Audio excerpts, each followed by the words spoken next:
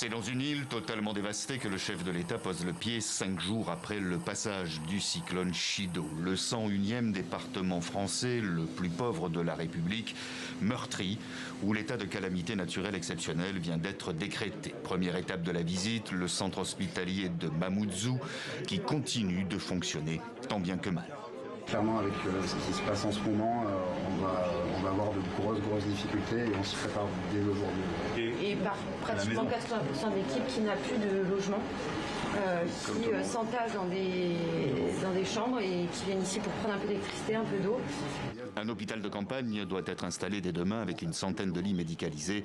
Plus de 1000 réservistes de la santé se sont portés volontaires pour être sur place dans les tout prochains jours. Et Emmanuel Macron de promettre un peu plus tard que Mayotte allait se relever avec l'aide de l'État, étape par étape. Ma maison était à 2 doigts de s'effondrer avec mes enfants dedans. Donc, comprenez à quel point on a mal, on a tous mal. Tout le monde est choqué. Depuis peu, les gros porteurs peuvent désormais atterrir à l'aéroport, ce qui devrait fluidifier l'acheminement de l'aide.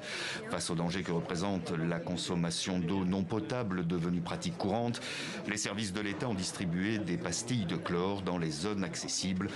10 000 doses de vaccins contre le choléra ont été stockées sur l'île.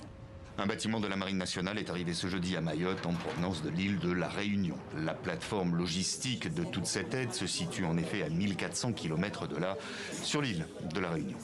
La première des priorités, c'est de l'alimentation auprès de la population, eau et nourriture. La deuxième des priorités, c'est le dispositif sanitaire.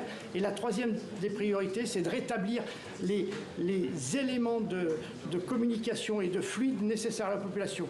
Dans la nuit, environ 200 conteneurs quitteront ce port. Ils transporteront notamment d'ici dimanche des millions de litres d'eau. La France a par ailleurs activé le mécanisme de protection civile de l'Union européenne qui porte sur une demande de 10 000 tentes et centres d'hébergement d'urgence. Lundi 23 décembre sera une journée de deuil national.